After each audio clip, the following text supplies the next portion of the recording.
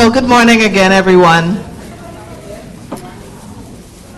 We're going to start our first panel. I just wanted, as we get ready to start, to recognize someone who would have been on the panel but could not attend with us today, and that's Natalie Grant. Natalie was the HHS person on the ground after Irma and Maria. She was then with the Office of the Assistant Secretary for Preparedness and Response. And she was over in the VIA building. From December, I would say, Basil Otley and I were in her office on a regular basis begging for more help from the federal government because we saw the opportunity to use the recovery period to build a healthcare system in the Virgin Islands like we've never had. One that was comprehensive, that was integrated, that was patient-centered, was resilient. And that was where we went to the working groups. There were about 5 different working groups, as you heard before. And even though I always had in my mind that we needed a health information exchange, I sat back and listened, and organically, from the working groups came the demand for a health information exchange to begin to bring our health system together. And so here we are today, 2 years later, after all of that work, and as Commissioner Kazi Gomez said, at least the groundwork has been laid, the foundation has been laid with just about every sector of the healthcare community in the Virgin Islands. So I'm going to shorten my remarks and begin by introducing my panel. You've met some of them before. We've met one before, and that's Commissioner Kimberly Kazi Gomez, who's returned home to serve her Virgin Islands community. She's a former Assistant Commissioner of Human Services, who I remember working in health with the Infant and Toddlers Program and at LSS. Lutheran Social Services. She has used her training and love for social work to serve the Virgin Islands community for over 12 years before returning to the mainland to care for an ailing family member. She's glad to be back and hit the ground running to work with her team to ensure that DHS fills its commitment to the children, the aged, and families of the Virgin Islands. Sitting next to Commissioner Gomez is Commissioner Justa or Tita Encarnacion. Tita is a nurse before everything else, and specifically a pediatric nurse. And so she brings that patient-centered caring along with her years of experience as a healthcare administrator and her membership in the UVI family to the job of Commissioner of Health, which she's been holding since January of this year, of last year. This year. Under her leadership, she has won the confidence and unprecedented support of the federal government and has already made strong strides to strengthen interagency collaboration, mental health, environmental health, public health, education, regulation, and many other areas under the department's purview. So welcome, Commissioner Encarnacion.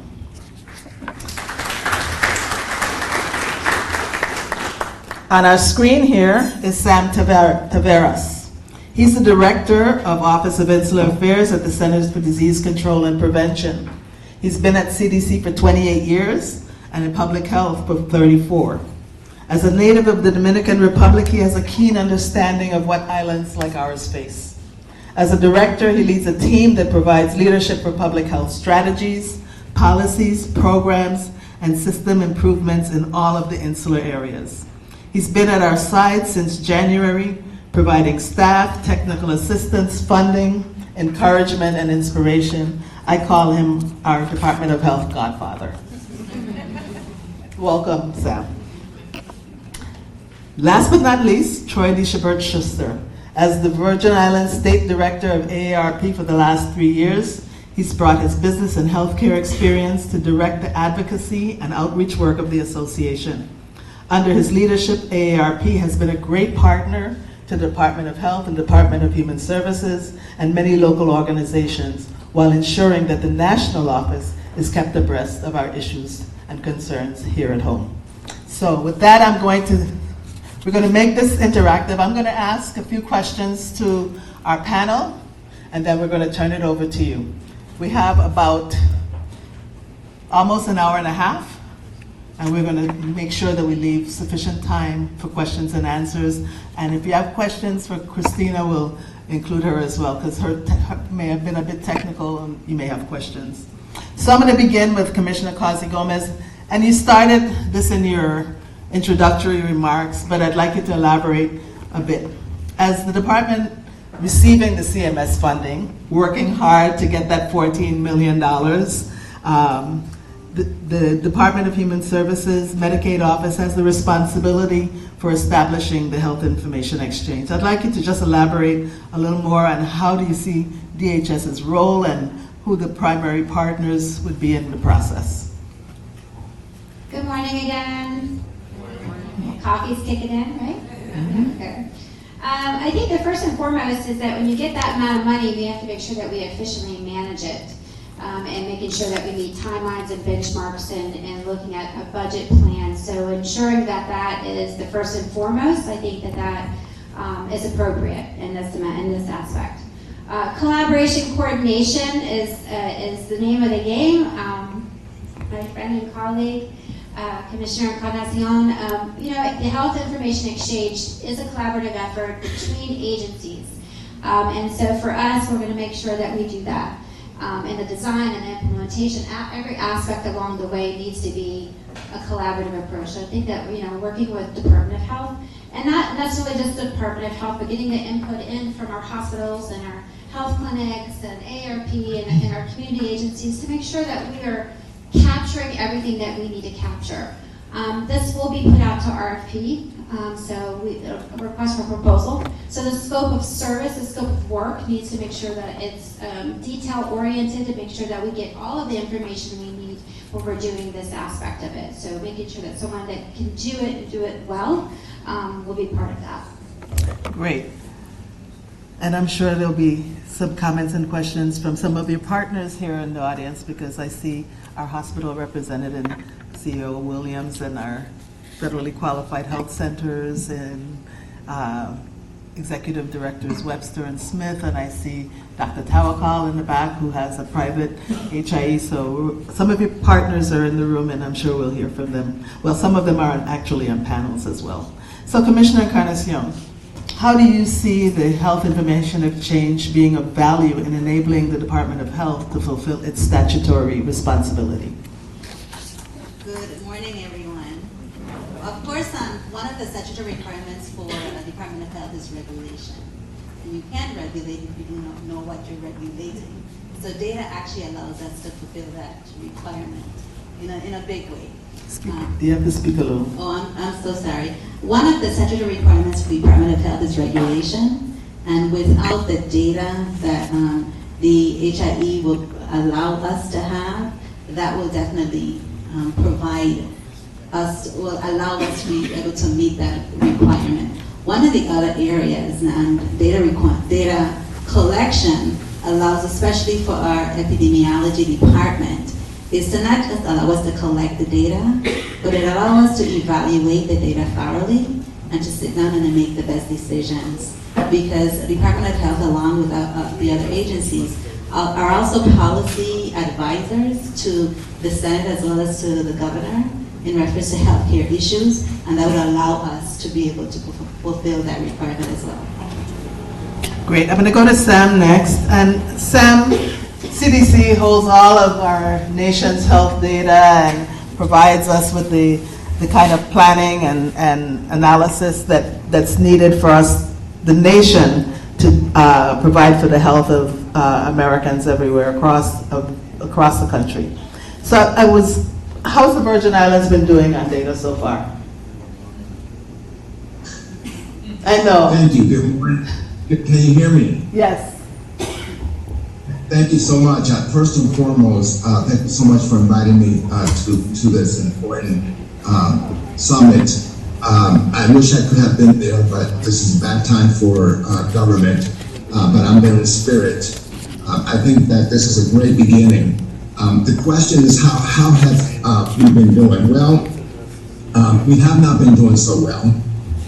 4 or 5 years ago, the governor then had asked for a topography of health in the Virgin Islands.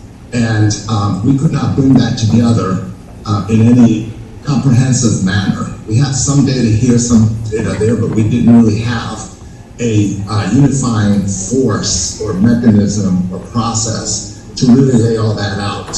I think that we are incredibly hopeful, particularly in the last months with the leadership of Commissioner Encarnacion.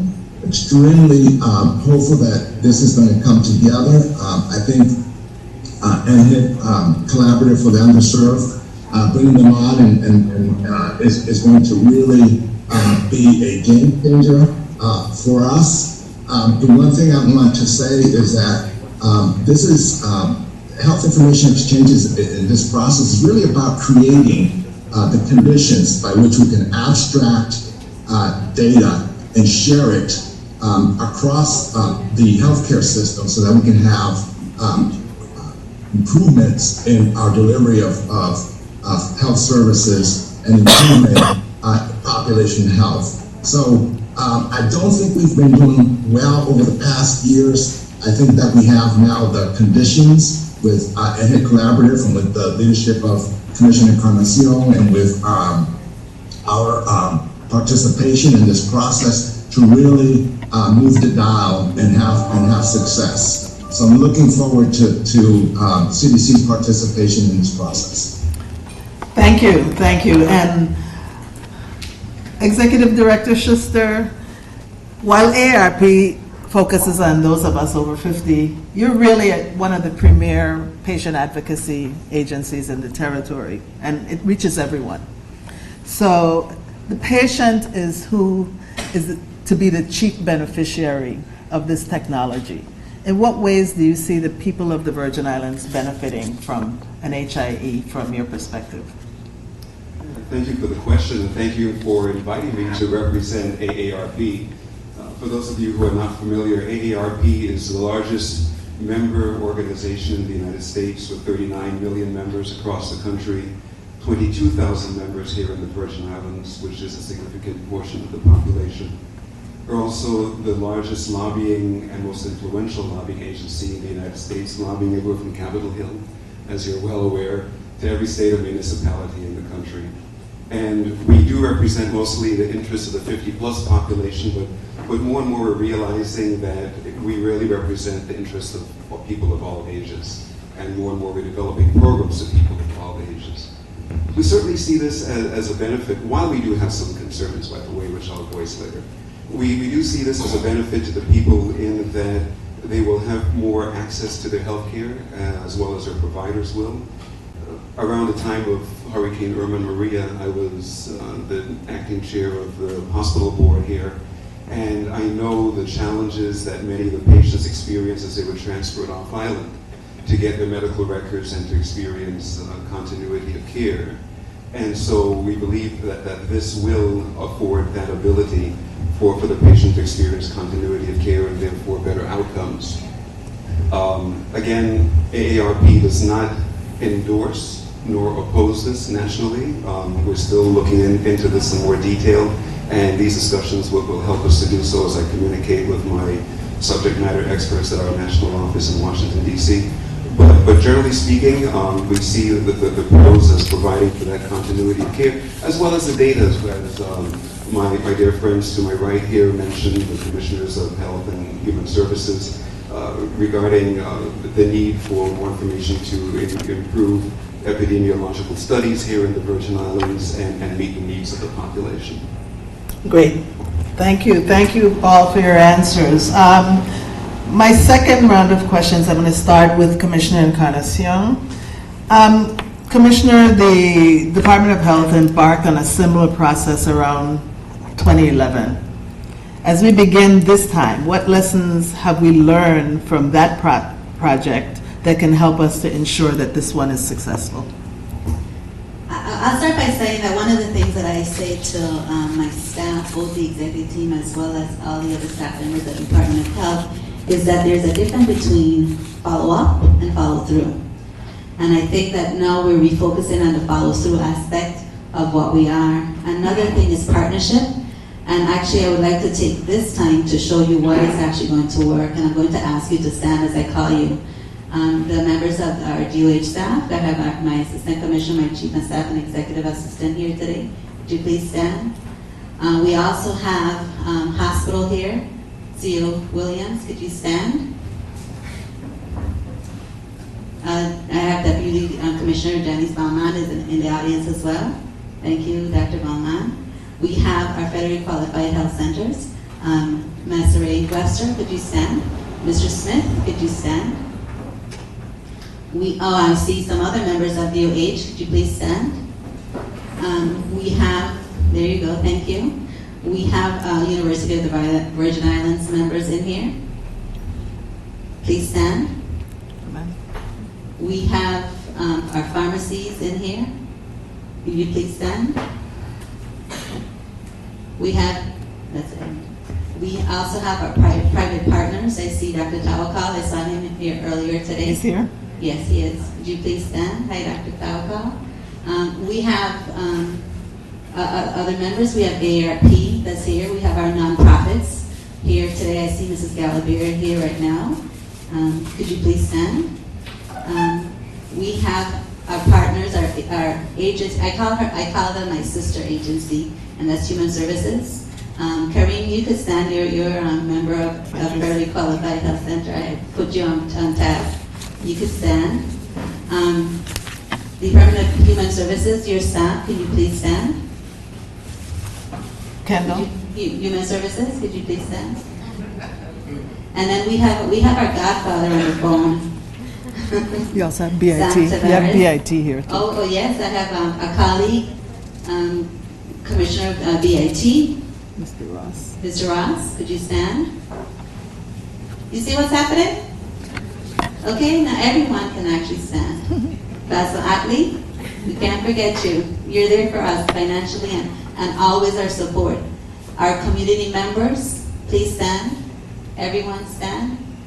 Please. Everybody stand up. Everyone stand.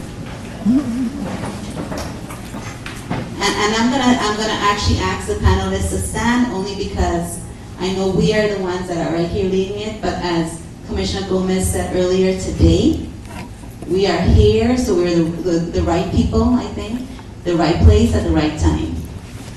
And this is why, this is the difference between then and now.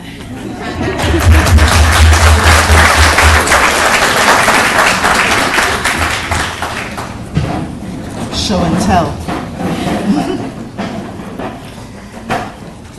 Commissioner Gomez, how specifically do you see the HIE supporting the Medicaid program that's under HHS, DHS? Well, definitely the care and the coordination of our patients. When patients come and they need services, sometimes we're not able to serve them locally, and when we cannot do that, they either need to go to Puerto Rico or the mainland, so that sharing of information is going to be critical. It'll be in the time-sensitive nature that they'll need it.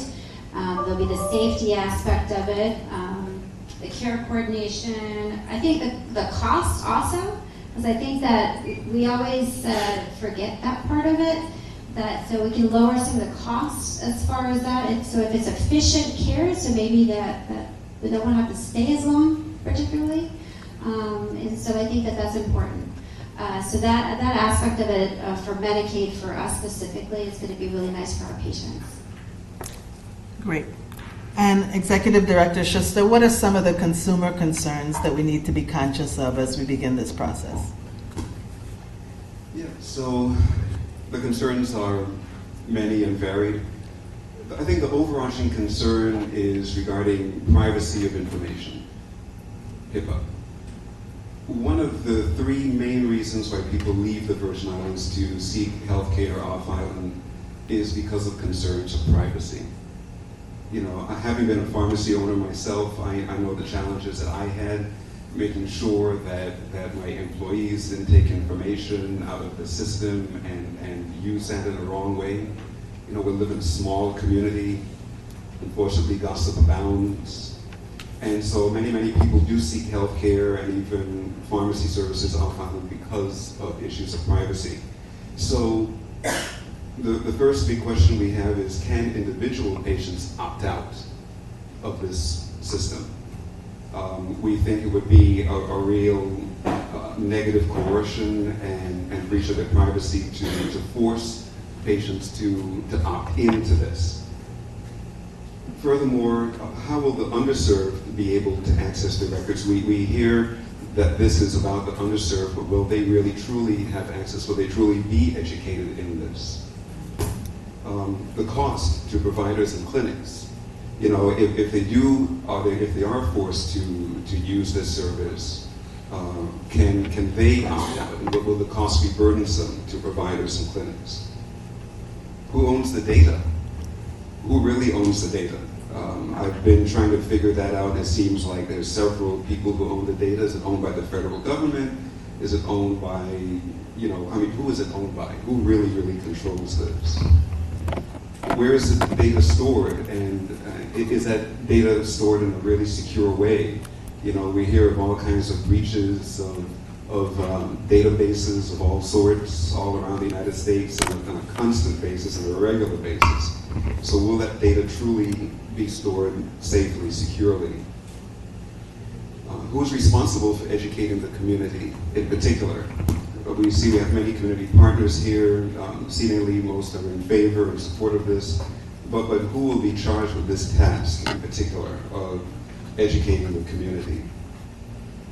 Locally, do we have reliable forms of communication? That communication infrastructure, which as we know is presently challenged and certainly not up to national standards. Do we have those reliable forms of communication in place, or will they be in place to ensure access? When I was in the hospital board, I remember many times there were complaints about patients who could not get their medical records to take to their physician on file or elsewhere because the medical records were not yet complete and could not be released. And even if they were complete, oftentimes there was a very slow release of that information. So what's different about this?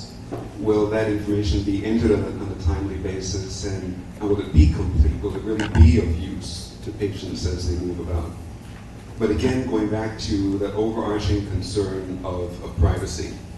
And so this would be a major concern for consumers with whom I've spoken, and as well as for AARP in general. Wow. Now I've taken a lot of notes.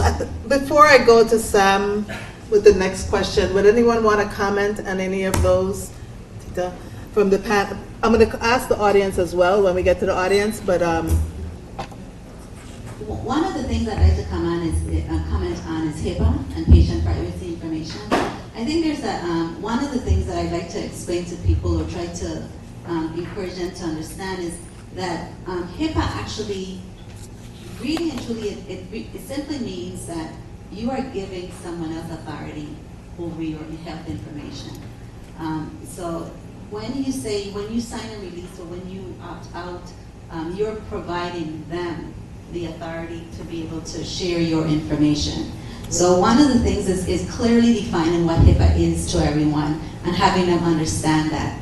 The other is education and training, and it's one of the things that I see as part of the council being focused on ensuring that the education and training, it's important for everyone to know that this is not going to be implemented. It's a structured approach. It is a strategically structured approach, I should add, and it's not going to be implemented until all the steps and all the concerns, and I appreciate your concerns, because like you said, it's not just your concerns. You're speaking on behalf of the AARP, but you're actually speaking on behalf of the community, because I can actually hear all of those concerns being listed by each and every one of us as well. But I think that one of the other things that we need to look at is a balance. What is it? What is the benefits of, Basil Atley spoke of clearly defined benefits today of a health information exchange. You spoke of not being able to have information when patients were transferred emergently out of the territory due to a hurricane. So we need to look at the benefits and see how that is, and then really try to also control the data that's there. One of the other things that we're looking at is, and we'll speak about this later on as well, is safety, because it is actually going to improve the safety for the territory. So I appreciate what you're saying, because it gives us an opportunity to check off all the boxes and ensure that we're addressing them. Commissioner Yeah, I'd like Kasi to- Gomez, and then I'll come to you, Sam. I think a hybrid approach, I don't know if anybody's account, their bank account has been hacked a couple of times. So all of a sudden now you Yes. have no funds at all in your account. So I think that in general, I think is a concern. And it should be kind of a hybrid approach where we have a kind of a cloud system as well as a local system that we're keeping it. The advantage, like I mentioned before, is that this has been done in a lot of other places. And so we can now take the energy and efforts that have been done in the other states to see what has been done right and maybe some of lessons learned across the way. So that is the advantage of coming in at this moment versus another time. Maybe if we were the first ones doing it, I think, wow, Yeah. we could probably make a lot more mistakes. But at this stage of the game, the percentage is lessened.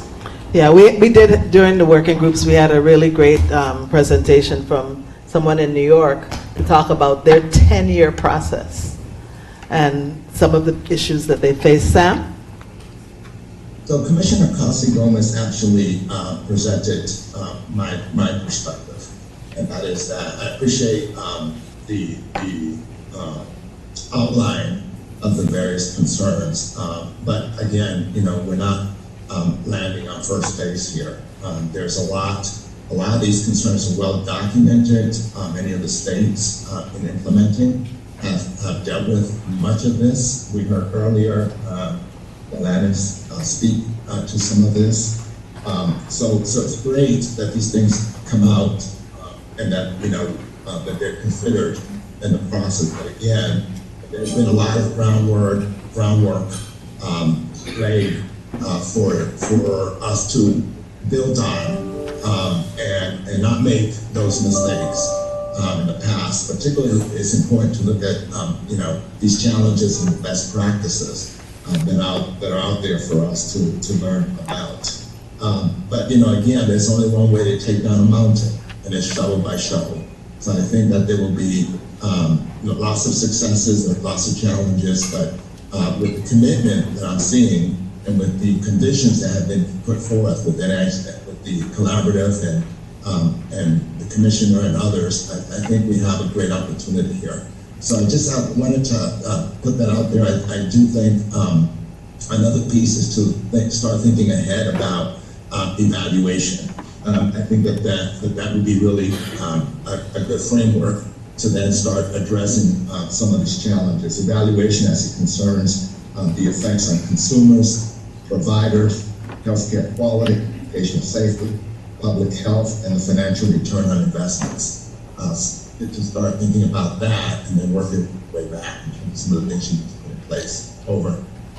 Great. And I'm going to continue with you, Sam, on your second question. So does CDC have programs that might support a health information exchange? Is there a role for CDC as this is being developed? Sure. Let me speak to that. First and foremost, CDC overall is very supportive because we rely on and have surveillance systems across hospitals, sentinel surveillance, et cetera, to give us information of what patients are showing up with and being diagnosed and how those cluster and how we then have an epidemic or an outbreak and need to work closely with our partners to intervene and stop the chain of infection. And so that's really critical. So I will say that CDC is also very interested and supportive of any processes that include HIE connectivity or interoperability to public health for the purpose of long mandated public health reporting. So I'll just take a minute and just share that For us, reporting again comes down to many mechanisms, mostly driven by standard program like cancer registries, immunization registries, etc. But we also support and have evaluated communicable disease reporting through our national electronic disease surveillance system. And this is a great system in which USVI has access to national electronic laboratory reporting that feeds in and is a mechanism to report electronically to CDC. So we hope that there could be some connectivity there. And then I'll also mention that CDC has supported through our hurricane funds about $1 million to 2 hospitals on the USVI for upgrades in their information systems. And that will assist with communication reports from the health department through our NEST-based system, again, our National Electronic Disease Surveillance System. So we're very supportive, but we're looking to see where we can have that interoperability with public health for this purpose, and also to gather additional data, because not all of our notifiable diseases are captured in terms of what shows up at any point in the hospitals or in the emergency rooms or in clinics. Yeah. Over. Thanks. And I think the epidemiology reporting is one that's actually working the best for us right now. And we have a lot of subject experts in the audience, and I'm going to come back to some of the questions that Troy Schuster raised and get your input on some of those when we, I probably just have a couple more questions. Commissioner Kasi Gomez, what's the timeline that you envision to implementation of this? To help have it fully functioning? I really wish I could say today, Yeah. now. It's going to take a couple of years, and so as we progress, it'll take a couple of years. So 2021 will be the full-on implementation. It's always scary to say I'm going to get it done by April 21st, because then everybody's like, "Let's April 21st," and they look at you. Is it done yet? Right? So 2021 is kind of our timeline for that. Great. Executive Director Schuster, would the collection of data here be helpful to AARP? Oh, yeah, definitely. Well, AARP, we're always doing research. We have our research department and our Public Policy Institute, which is one of the preeminent think tanks in Washington, D.C. and in the United States. And we're always collecting data to form our advocacy, to shape our advocacy, especially revolving healthcare and caregivers. Family caregivers are very near and dear to our hearts. So yeah, I mean, if some of the general data could be shared, that would certainly help us with our advocacy, both locally and nationally. Absolutely. And that's one of the real benefits of this, is a collection of data.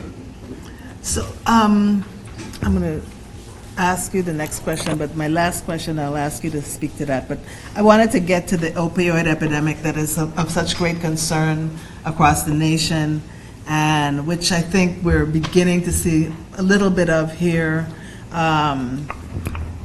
We don't have the same level of opioid abuse, but we're beginning to see it. And how can the HIE play a role in helping to address this, to prevent it becoming an epidemic here in the territory? We're actually on the radio as we speak. One of our, Ovid, he's actually one of our Department of Health members from St. Thomas. He came over today to speak on the radio in reference to opioid use in the territory. So let me just first say that we are seeing more opioid use, and we're trying to see if we can collect data from all over. I've been in contact with hospitals, with the Department of Justice, our Attorney General George, so that we can actually begin collecting data. That's one of the ways is if we can collect the data, we can determine where we are in the epidemic. We've always said, no, we don't have opioid use within the territory. So two things can happen. Well, first of all, just tracking it if we include the MimiRx or the pharmacological tracking of prescriptions, I think that that's one of the big areas that we can use to prevent the misuse of opioids. There are some times when opioids should be used minimally, but what we're doing for treatment for acute phases, but it should not be used as a long-term effort.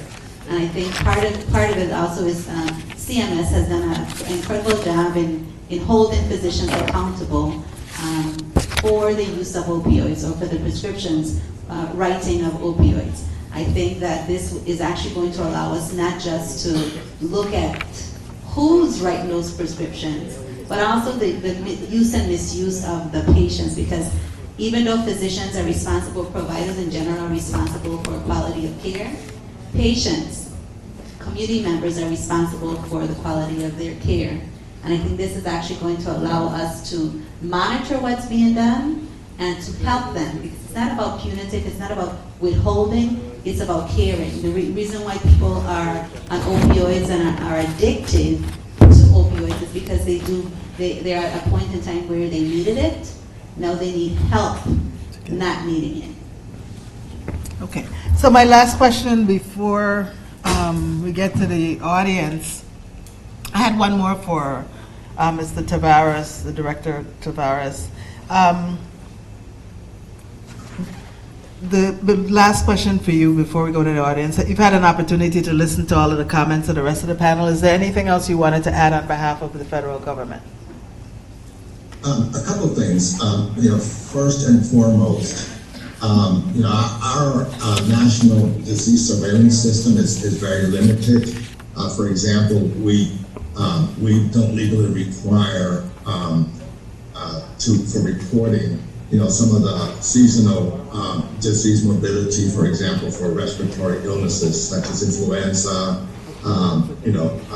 respiratory viruses, gastrointestinal illnesses, etc. So I think that this process, NHIT, and the focus of what we're trying to do here will have substantial benefits for public health. So we are really looking forward to that, because in public health we really have a reliance, if you will, on healthcare partners for us to conduct every aspect of our core functions. So I think that I want to make it clear that we are supportive of this process, and we will continue to be engaged. I do want to say that also there was an earlier comment about education and training. And I want to say that the best way to educate and train is to engage the community in this process. The experience has to be structured in a way for people to understand it, to be a part of it, and to be able to grow from it and to be able to support it overall. So think about that. It's one thing to do a training and talk to people about things, but if the community is engaged, then you'll have greater success, and we heard that earlier. Over. Thank you, and that's what today is the beginning of. So just a last question to everyone, and I'll start with Commissioner Gomez, and we'll just go all the way across. So as we embark on this process, what's a message that you would like to share with the general public, the consumer, the patient, as we embark on the process?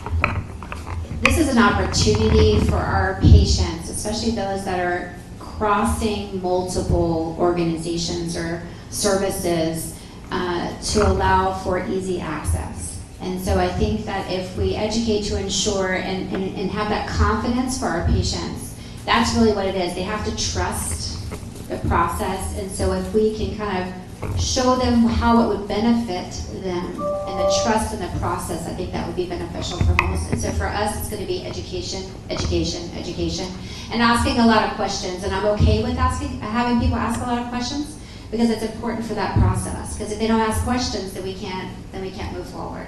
So I think having a lot of discussion, and if you have questions or concerns, and I think that this is now's the time to do that. And Commissioner Encarnacion, as you answer the question, can you speak to the collection of data by the health department? Okay. Answer any concerns that they may have around? All right. Thank you, Commissioner Gomez, for first of all your leadership. Thank you, Louis Dillon, and your team for bringing this together. Of course, Dr. Christensen for being part of all of this and a force to getting this done. I think that one of the things that I'll ask the community members is to be involved. If you hear, come out, speak to someone else, or if you know something, share that with that other person.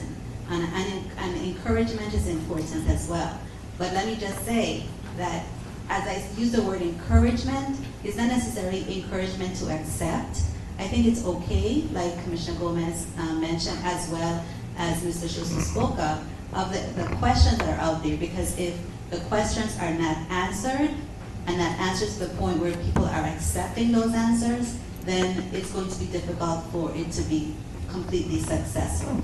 So I really want to ask everyone to really do ask those hard questions. We have to be able to say okay and be able to find an answer to those hard questions. And like I said, I'll leave the word engagement come out. And Sam, thank you. I think you led with that, so I'll continue with that. Yeah, thank you. Actually, you stole most of my words. I think it's important to have an open mind, but also a critical mind.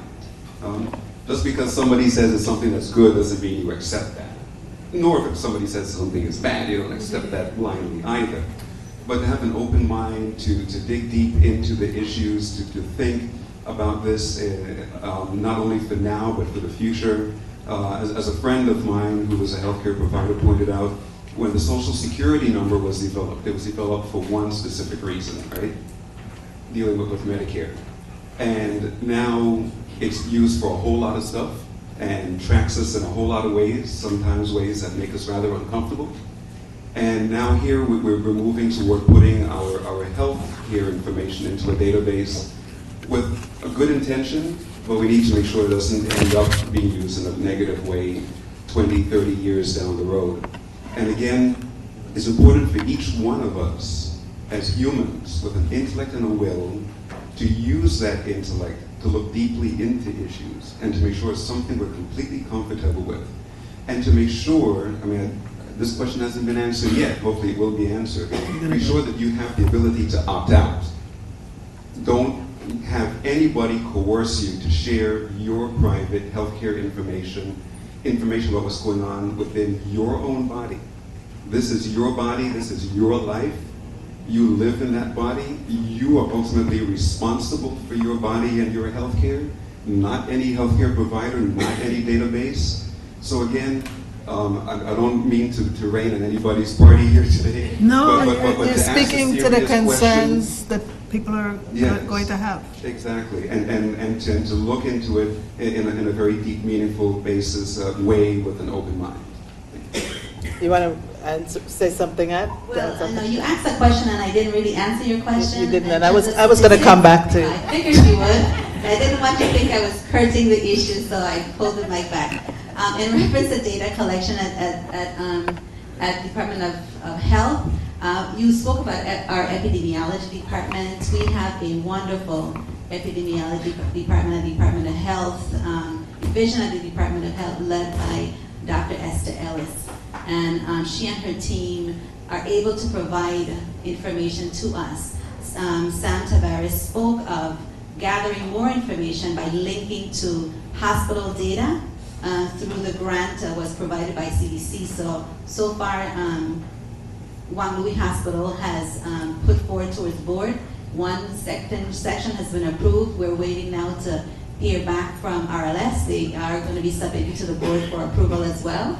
And so we are well on our way with that. In reference to vital statistics, we are not there yet, but we are very close to being electronic in terms of our vital stats. We had a team go over to Puerto Rico on the 30th, and they sat through education training for the providers. So we spoke about behavioral changes And part of that is getting the physicians actually to, we spoke about the level of involvement in reference to electronic processing for the providers, getting them involved, and so we're going to start doing the retraining of the providers within the territory for dead records. Birth records, it's actually in the hands more of the administrative assistants and the nurses at the hospitals, and so we're actually getting that information and putting those in electronically so that when we're ready, we're up and ready to go. So that should be shortly. Sam, you get the last word before we go to the audience, but don't go. There may be questions. Yeah, so again, I mean, I think, that there's always a balance between, privacy and the community interest. When an individual has drug-resistant TB and it's infectious, and there are others in the community that can contract that disease, then, we're put in a position where we have to sort out what went wrong here. Why wasn't this person, captured early? Why wasn't the person treated well? Why wasn't the person educated? Why, and so this is at the heart, I think, of HIT. It's abstracting data so that we can make effective decisions about healthcare, improve quality of healthcare, but also look across the board and look at the trends so that we can do prevention and we can enact good guidelines and policies and bring together the community and the community of providers to address some of these issues. So, this is a very effective strategy that we have to support and also be mindful, of course, of all the minefields in terms of, some of the challenges, but nevertheless, it's critical for the health outcomes that we want for our citizens. We can live productive, healthy lives, and lives in which they can pursue their dreams. Thank you. Okay, we're going to open this up to comments and questions from the audience. Richard will have the mic.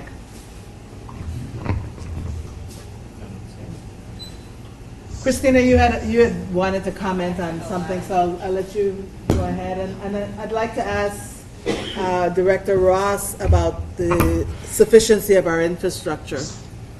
So first, I was just going to address the consent, which in New York and other states was the major inhibitor in terms of exchange of data. Before I get into that, do you realize today your data is already being exchanged and you don't know about it, and there's no tracking of it because it's paper, and it's often, right? In many places, it's still paper, and you have no way of knowing who's looking at it. There's no trail. So if somebody, you watch soap operas, General Hospital, how many times does that person go and look in the file, and there's no record of it? When the data is no longer on paper and it's accessed electronically, there's an audit trail. You have to be authorized, and there's levels of authorization. So you have roles in an HIE. So if you are a receptionist in a practice, you don't get to see any clinical data. You can look at address, relatives, insurance information, things you need to do to book an appointment, or billing. If you're a nurse, you'll have more access. If you're a physician, you'll have way more access. So there are roles and responsibilities, and that's up to the entity that organizes and does the care and feeding of the HIE to develop that with community input and questions and answers to develop those policies and procedures. A public-private partnership is what we call it in New York. You also have to understand the concept of identified data versus de-identified data. Right. I cringed when you said AARP wants data. You won't get any data. You won't. You're never going to get anything with a patient name on it. Oh, no. You're going to get that's what I was trying to get at. De-identified data. And this is all part of the community education that has to go on to answer these questions, but get out in front of them. Don't wait, would be my advice as you start to move forward. Don't wait for the questions to come in. Get those answers out with transparency. You're going to need a website for the community and the participants to go into. You need a newsletter that goes out that addresses these questions. The ability to provide external auditing of your policies and your procedures and your access is very important. An outside agency that comes in and monitors and is able to provide a transparency and report to the community of what's going on. In New York, we have yet to have a breach. We probably have more patients in the New York database than anywhere in the world. It's the largest HIE conglomeration in the world. Will we get hit? Probably. Have people tried? Probably. What we've seen is they're hitting the hospitals first for ransom. And we've been very helpful in that area, because when a hospital gets shut down, we've got their data and we can get it back to them. And they have an alternate way to access it. During disasters, same thing. We don't get hurricanes. We get the remnants of your hurricanes as they move. So we get really bad storms and flooding. And in 2004, we had to evacuate a hospital, all the patients, and a nursing home. And we didn't have an HIE then. You saw we started in 2004, 2005. But we learned a lot about how it could help. And in 2011, we got hit again very severely. But we were there, we were ready, we had trained, we have what I call bug-out bags. I was explaining it to him last night. My staff, if we heard something was happening, they had a bag. You know, everything they needed was in it. They could connect no matter where they were to the internet. They could sign up users. They could do everything they needed to do. And they rehearsed it constantly so that if we were ever called in, and we were called in many times and nothing happened, but we were there and we were ready. And that's an important facet of developing this, which also lets the community know how valuable it is to the community members as they start to use it. And I forgot what I was going to say in the beginning because I went off on another tangent. I think it was about opt-in and opt-out is when you were... Right, so opt-in, New York is one of, I think, left maybe 7 states that you have to opt in. So it's a little confusing. Opt-out means your data is in and being exchanged until you opt out. And you're Opt-in giving the means opportunity... you have to educate to give people the opportunity to opt out, but there is a time where data may be accessed where they haven't been communicated or they haven't found the mechanism to do that. In New York, what we did was we had opt-in. No data could be exchanged unless you specifically signed a consent form allowing that. But you had options. So if you had not yet signed a consent form and you were in an emergency room, your data could be accessed by the provider, but they had to notify the patient via mail after that happened that your data was accessed, give them the opportunity to do what they want to do about accessing their data. But if it was an emergency and the physician attested that they were saving a life and they had no other way to get the information, we called it break glass. Like when you have a fire thing and you break the glass to get at, that's what we call it. So they had that capability. After how many years? 15 years? 97% of patients say yes, share my data with everybody. 3% or so say no. I don't know the current numbers, but that's what it was in 2017. So after millions of dollars spent, which was the right thing to do, I'm not saying it wasn't, the lesson learned was most people, the majority, more than 3/4 of the population said yes, exchange my data. Why? We did a really good job of being transparent, explaining things, doing all kinds of public things that we would do, seminars, we would show up at all kinds, the things we did. And you have to commit to that. But you have to give, as you said, patients have to have that option if they want to opt out. One of the difficult things with opt-out, no matter what your model is how do I get the hospital to stop sending the data? So it's one thing to say to the RIO or the HIE, don't share my data. We can do that, but your data's still there. And some people, we had 3 in my region, every year they'd send me a letter. I wanted an audit reporter who looked at their data, which we ran and sent to them, and nobody did, because they had opted out, but they wanted their data purged from the HIE, and I have to send them to their providers. The hospital has to stop sending it to me.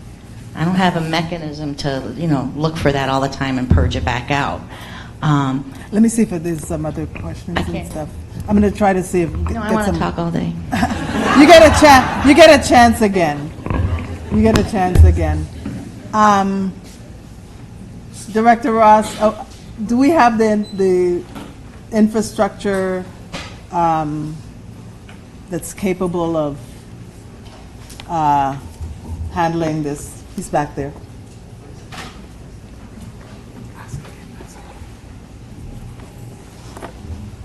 So the question is about our current IT infrastructure. Good morning. Good morning. Rupert Ross, Director of BAT. We definitely have the infrastructure to handle the health information exchange. We, as Commissioner Kazi Gomez mentioned, we have to come up with a concept on how we want to structure this, whether we want it to be hybrid or cloud. But definitely, we have access to the cloud. We also have access to level 3 data center here in St. Croix. And then we also have local access in the Virgin Islands. Obviously, people are concerned about when the access is severed, such as hurricanes or whatever the case may be. And that's a difficult time.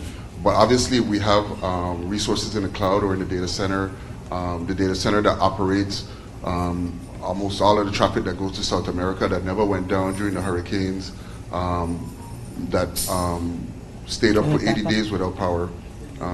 We have the infrastructure necessary to do that. And then with VI NGN and the ability for them to get going once a traumatic event happens, that's another plus in our area here. Security-wise, we do have the capacity to have the right security in place. We have the right people in place the right vendors in place to provide the right security. Obviously, it's not 100% foolproof. Anywhere in the world will be breached, health information or your bank information or whatever information. But we definitely have the capacity to do that as well. Great. Ms. Moorhead has a question, and we go to Ms. Moorhead. We'll come to you, Barry, in a minute.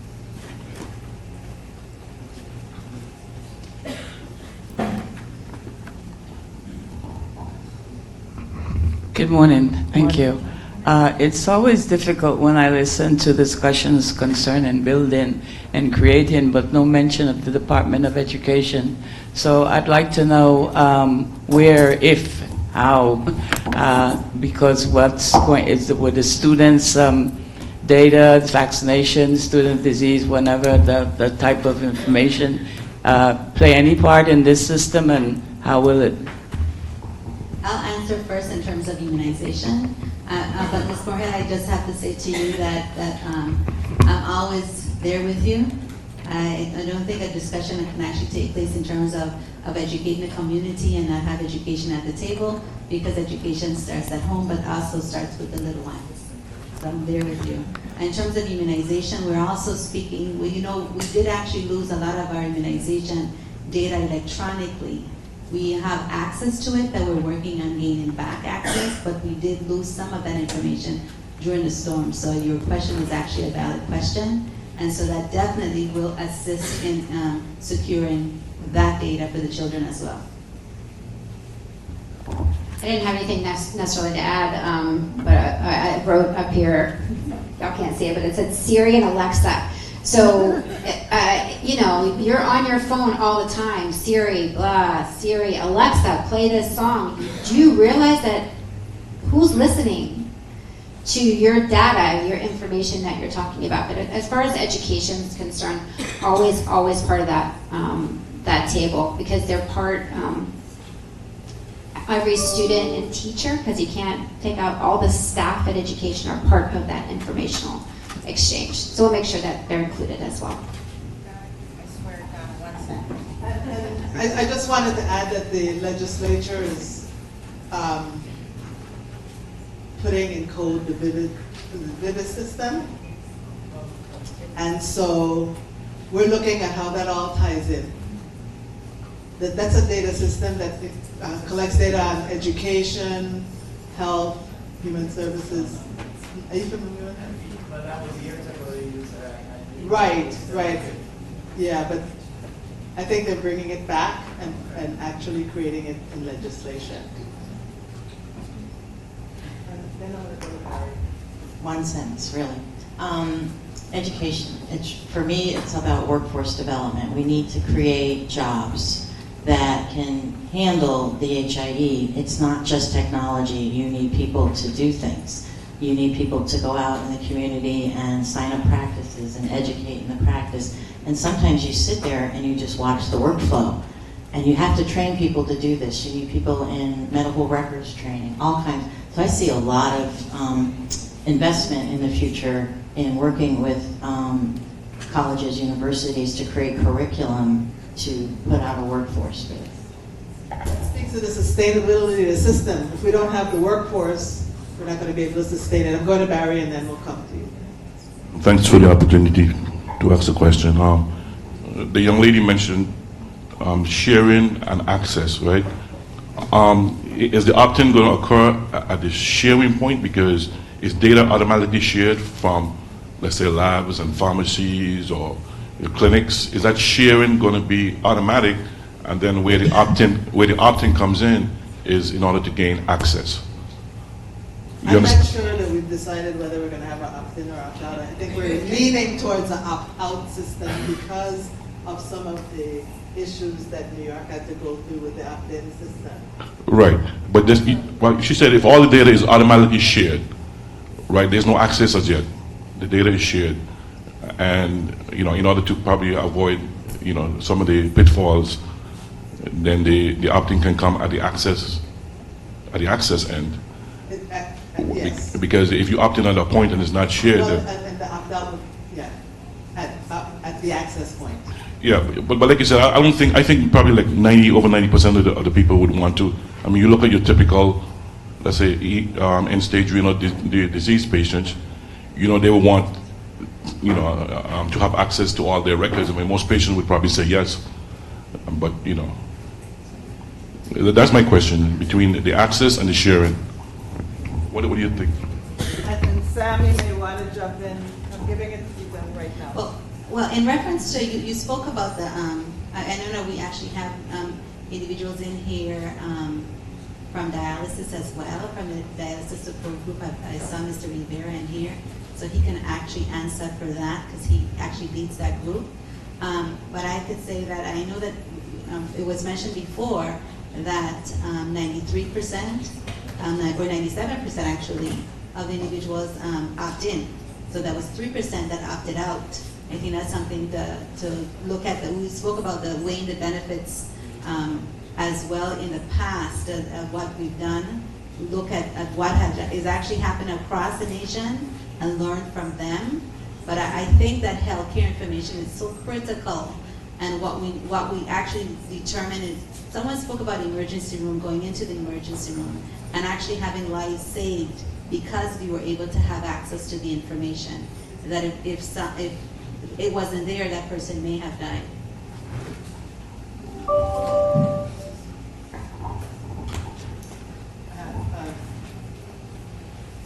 Let me go to Acting CEO of Guam and Blue.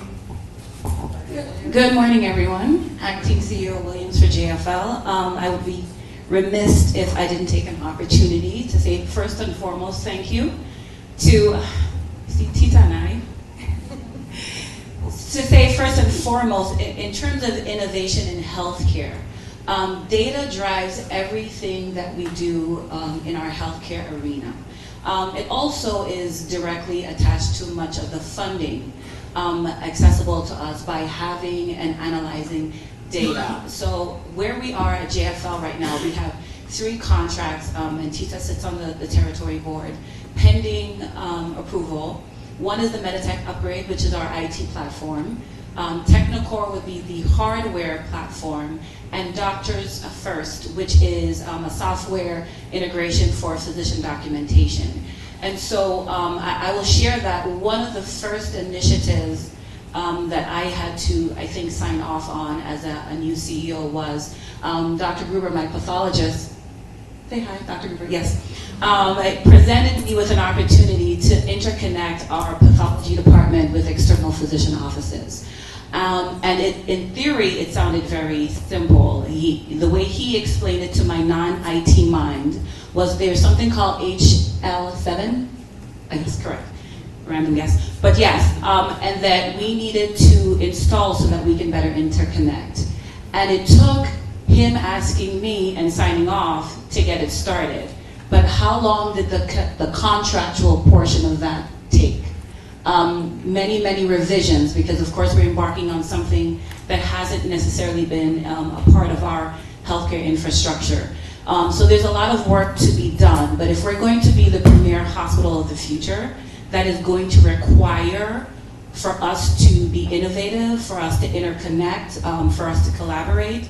One of the most exciting things for me in this room is when the UVI students came in, because as the young lady mentioned, in innovation and workforce development, there is no way that we can get to where we need to be if we don't have the workforce to sustain our improvements. And so, and I'm not talking about 4 years from now after you graduate, I'm talking about last week, last month, last year.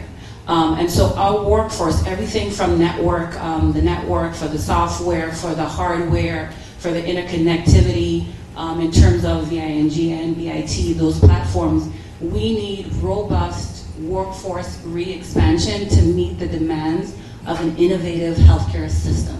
A few other talking points in terms of smart city concepts, where healthcare of the future is going to, and interconnecting with the healthcare innovations in the universe.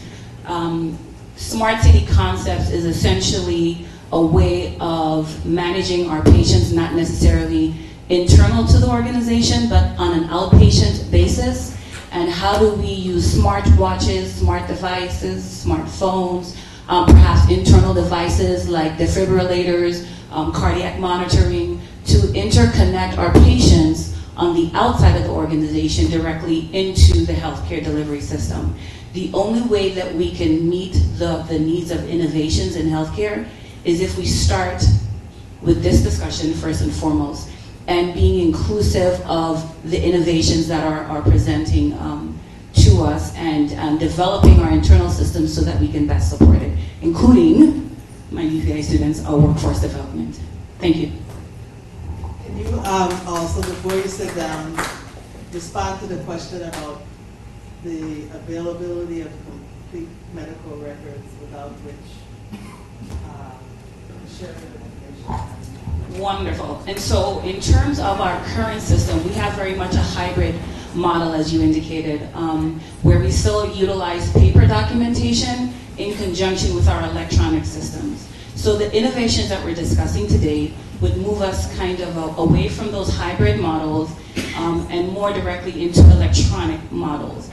I would say all of the healthcare platforms that are currently developed, they have ingrained in their platforms security measures in terms of HIPAA, in terms of connecting with insurance agencies, in terms of connecting patients and doctors' offices. And so some of those security measures are ingrained in the software, the hardware, et cetera, et cetera. And so when we get to where we are able to now ask our patients, how do you want us to share that information? Not just opting in, opting out, but who? Specifically who? That is the right of the patient, and we are consistent with, of course, advocating for our patients' rights. I suspect experiences like having to evacuate patients after disasters, in terms of being able to provide them with information, until we can complete the processes in terms of Meditech upgrade, the IT upgrades in terms of the technical contracts that are currently in front of us, we're not going to be able to move towards those models. So it's imperative that we kind of do the first step, and so that we can continue to progress and continue to infuse innovation in our delivery of care models. Before we go to the next question, is there any comment so far from any of the panelists to anything that's been said? We'll go to the next question. Yes, good morning. Angel Rivera, part of the dialysis support group here on St. Croix. One of our concerns we have had with some of our patients is not only accessing that data by the different agencies, but the patients themselves. After the hurricane, many of them had to be evacuated and did not have that information with them. So would there be some way for them to access it, whether it be an app or any other means besides having to go through the hospital, that they can review it themselves and also maybe pass it on to their family members if they can't speak for themselves? We spoke briefly about that last evening, and when we have focus group actually was pulled together at the hospital, and we had community members that attended, and they actually had that same concern, Mr. Rivera. And we had ideas that were there. So this is the time when you provide the ideas to the team. The individual spoke of the phone. CEO Williams spoke of access, having iPads or iPhones or regular, just Androids available so that you can actually link onto the system and receive your own information. So this information, the HIE isn't not just about providers accessing your information, it's also about you being able to access your information. And the most important working group that we had, which kind of was an umbrella over all of them, was the patient-centered healthcare environment. And after Dinah speaks, so we're going to have Karen probably speak to that. But the patient, it needs to be very clear, the patient owns the data. The patient decides who gets to see that data and how much of it a particular person might get to see. To just respond briefly to the query, yes, there is a patient portal module that's ingrained in the Meditech upgrade. And so, as indicated before, the way we get to optimizing our systems is to do the upgrade, which is pending final approval through the Territory Board. Good morning, everyone. I first want to express my appreciation to all of you, because as we all know, this has been a long time in coming. Can you tell us who you are and what you do? Good morning. My name is Karen Hunt, and I'm the Program Director for Virgin Islands Partners for Healthy Community. And I've been a long-standing partner with the Department of Health, with Department of Human Services, and almost every agency in the territory that provides direct services to the community. But one of the questions that I have, and like I said, I really commend all involved, because I know this system has been a long time coming, and to see it finally get here shows me miracles happen every day. Because we know one of the biggest barriers is our comfortable silos, and maybe because it was on the aftermath of the hurricane, everybody was much more willing to share, to partner, and to collaborate because we had to. Given that we are still in the recovery phase, though, and I know everyone is very fast and furious because we are still dealing with displacement and a lot of other issues that still affect all of our service deliveries. Is 2021 a realistic timeline? That's one question.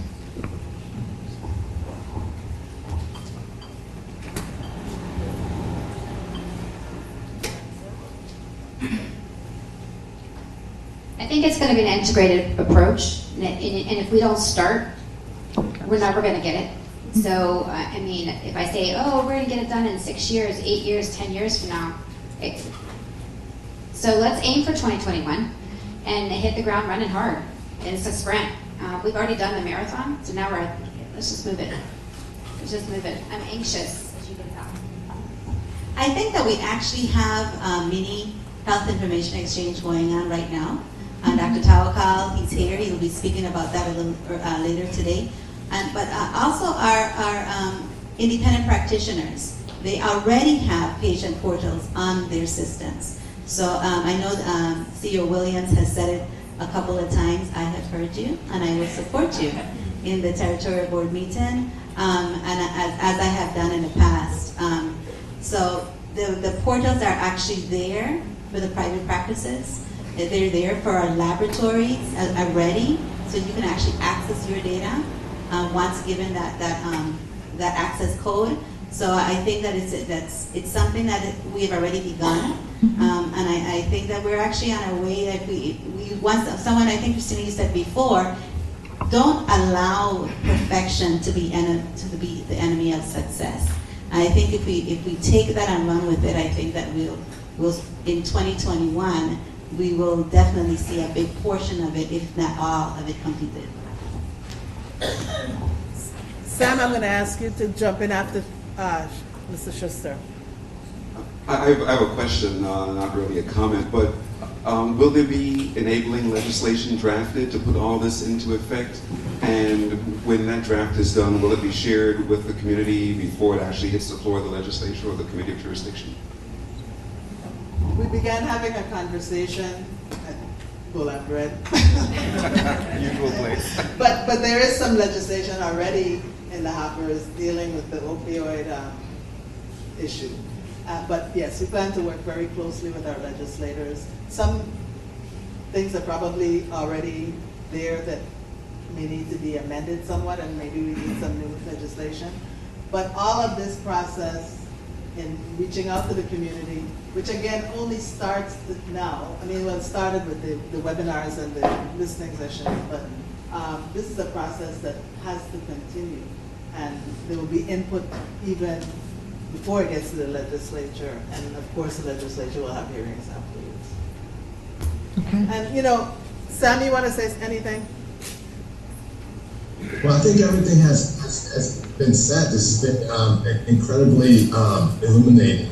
I will say again that one important viewpoint or optic is to understand that this is laying forth infrastructure for interoperability around health data exchange.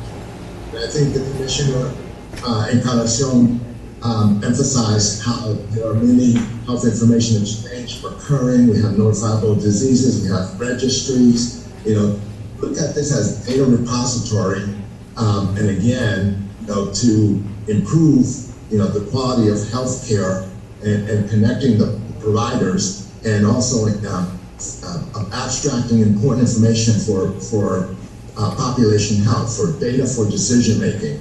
I think it's really critical to think about that. Also understand that should you need any assistance from our public health law side, we have a very robust public health law program here in the Center for State, Federal, and Local Territorial Support that has already done a great deal of surveying of the landscape and pulling different model legislation around health information exchange. So we offer that and put that on the table. And I was just going to add, one of the main reasons that I asked that question is because dealing with disaster response, it has made me so much more aware, especially with the community, of the importance of messaging, and messaging being clear, and messaging being consistent across whoever is delivering that message, because that can set up a lot of expectations. The most common phrase I heard was "don't overpromise and underdeliver," and had to directly deal with a lot of the havoc that caused, unintentionally, but it does create that. My other question is about the other side of it, is how is this data going to be used to improve the quality and access to care?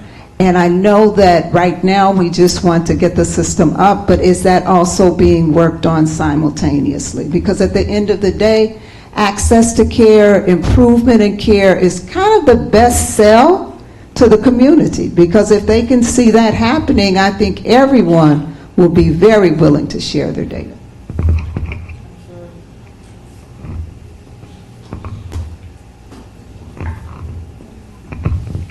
I'll take that by defining epidemiology, which I spoke of briefly. Epidemiology is a field where trained epidemiologists study patterns and frequency and causes and effects of diseases in human populations. Epidemiology provides a scientific footing for evidence-based medicine and allows placement of strategies for improvement in public health. So the data collection is only one part of it. It is actually what you do with the data, how you bring everyone together, how you bring the focus groups, how you bring the community together, what you listen to. One of the things that this is allowing us to do is to put a culturally sensitive approach to what we're doing in the future. And I think that I for sure would allow us to be successful in what we're in our endeavor. Does that answer your question?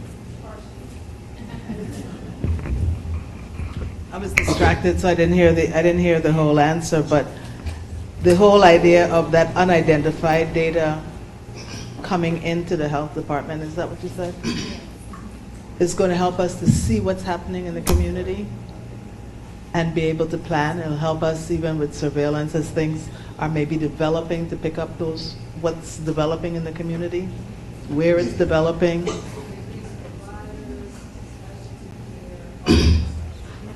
Yes. Yeah, that was the message. They want a better healthcare system. They want to be able to have a healthcare system that they can trust. Yeah, Dr. Christensen, I wanted to go back and address Ms. Hunt's question about the timeline.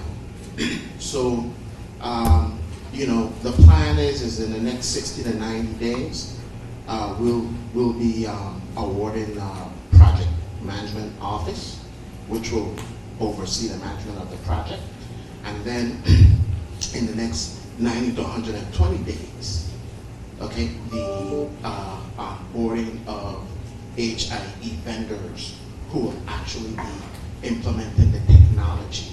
And then within 120 days, kick off. So we're looking to begin that process in the first quarter of 2020. And 2021 is when the whole system is envisioned to be in place. But there will be pieces, starting with some of the more important pieces first, and building on what already exists to bring that all together. Yeah. And also, just to add to the last question, right? One of the things that we lack, and specifically with our Medicaid program, is discharge planning and the sharing of the data. With our clinical team, that's the Medicaid clinical team, and other physicians here in the room will be able to assist specifically when we have to send our patients off island to assist in which will minimize the cost as well. So the quality of care will definitely improve because of the sharing of all of the information.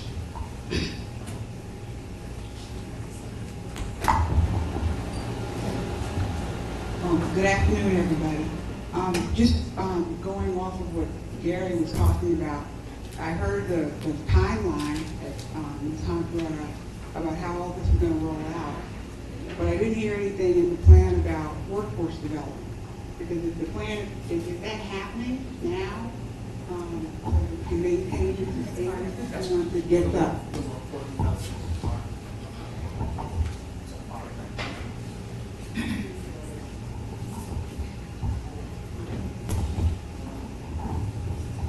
Excuse me, I have a mic, so I'm going to speak. I didn't hear the answer to this lady's. I'm Norma Desjardins, a.k.a. Sheppy. I'm from the psych background, long time, but currently a member of NAMI, National Alliance for Mental Illness, and I'm not hearing anybody speak about that, so I just want to comment that there are many, many, many, many very concerned people who have loved ones who have a mental illness and need services. And there's another layer of confidentiality and protection for people and their information and their data. So I just want to make that comment. But also, I didn't hear an answer for this lady's question about the workforce, because I also was thinking about Ms. Williams' comments about the workforce.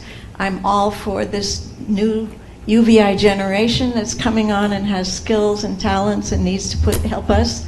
Where's the money coming from? Is that part of the millions that we saw? Because if it is, then is there a target amount for workforce? Has that been delineated? I don't know. But in the aspect of psychiatry and behavioral health, Dr. Tawakal has mentioned, and I know Pleasant Healthcare has expanded a lot and covered services that we didn't have. And I'm concerned about psychiatry, and I know teleconferencing is a viable means of having service available, but physicians may be away, and I'm concerned about their being able to be licensed. They're qualified, but can they be licensed here to serve this community with teleconferencing? That's another IT aspect of care. And so I wanted to mention all those aspects because I hadn't heard it. And disability rights organization and the attorneys there are very knowledgeable about the consent decree in terms of mental health here and the implementation of that, which has lagged. So I'm just advocating anybody who can support those services, they need supporting. Okay, let me get somebody to speak to that. I was going to jump in on that one, if that's okay. So Well, I also want, you go ahead, but I also want VI Health Department to jump in on it. those are the types of questions that will arise from many, many areas, and that's why it's really important to be involved and come to the table, work through those issues. Being able to have everybody there that has a voice for a different specific vertical market or vertical healthcare delivery service is important. You can't address all of that today. That this is the beginning. But I think the important message is bring those concerns as these meetings start to form to create the policies and to create the way things are going to work. Morning, everyone. Somehow the mic ended up in my hand. Nicole Sims, Assistant Commissioner, Department of Health, and I just wanted to add to what was said just now. It also rolls up into education. It's going to fall on the same plateau as the education that we provide, the amount of information that we provide in order to have those layers to protect that population. But nothing is going to benefit until you give individuals the information that they need to understand. That's what it will be once it's rolled into that portal.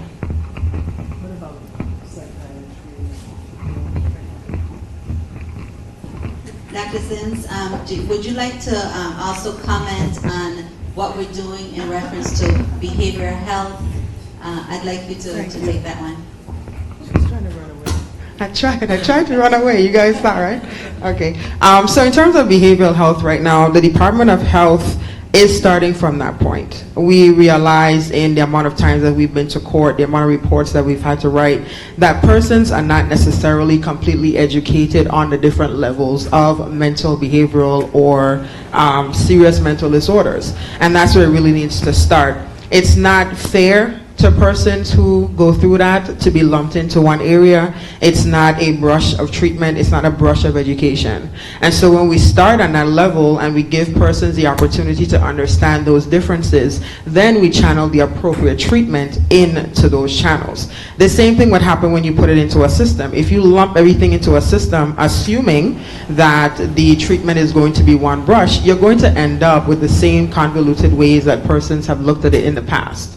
And so when you have individuals who understand, just like we've talked about today, they're able to request the information that they need, they're able to talk about what they need, so you channel the best option for care. So it's the old adage, bad information in, bad information out, and we want to be able to do that even on a level that deals with behavioral health challenges and mental health disorders.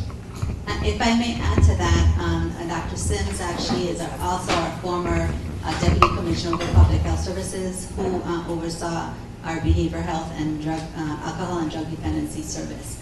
We are also right now embarking on a contract with the Black Psychiatrists of America, and a part of that contract is telemedicine.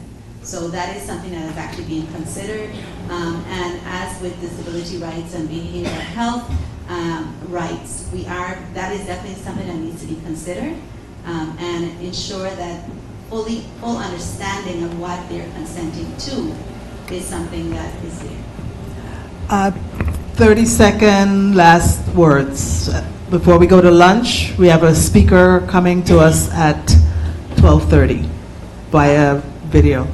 Since I have the mic up. 30 seconds. Okay, 30 seconds. I really just want to reiterate the mission of the National HIT collaboration, which is a mission to engage underserved population in development and use of health information technology as a means to support and sustain health equity and the economic viability based on NHIT's 5 pillars: workforce, innovation, policy, research, and community. If we put all of those into action, we strategically structure our approach, we pull the community's concerns into play, we answer those questions, and we stick to what we said initially, partnership and collaboration. I think that will lead to success. And I really want to thank you again for having me a part of this discussion, and I look forward to continued conversations with you. Ditto. It was summarized beautifully, so I think I don't need to repeat that. Okay, Troy? Great, thank you for this very informative summit so far. The day is still just beginning. Great information shared here.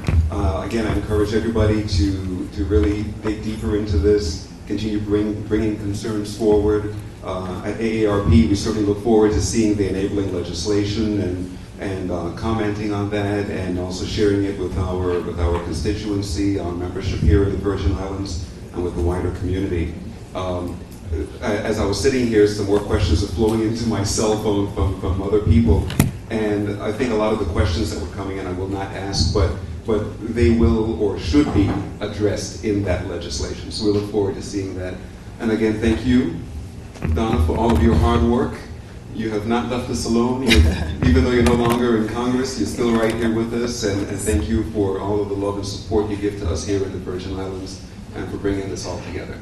Labor of love. But share the questions, because we, can probably get to some of them later. Offline. Yeah, offline. Yeah. Sam? Thank Your you last very much. words? I loved the question about what are the benefits for the individual and what are the benefits for population health. These two things are interrelated separately, and obviously the benefits for the individual is better health care, and for the understanding trends, so that including disease clusters and improvement in syndromic surveillance, which is things that can be captured through HIE, and allows us to do better work. I also love the comment about getting ahead with communication products and community engagement around not waiting for the question, but providing answers related to the benefits and how this process works. And I would certainly encourage you on that. So thank you very much for engaging PDC, and we look forward to the additional next steps. Thank you. Now, to the audience, I'm sure many of you belong to organizations, churches, different community groups. We need you to invite us to come and speak to your group. We need to make sure that this information is shared and we get the information from the broadest sectors of our community. So we ask you to please be our partners as we move forward. Thank you to all of the panelists. Let's give the panelists a round of applause.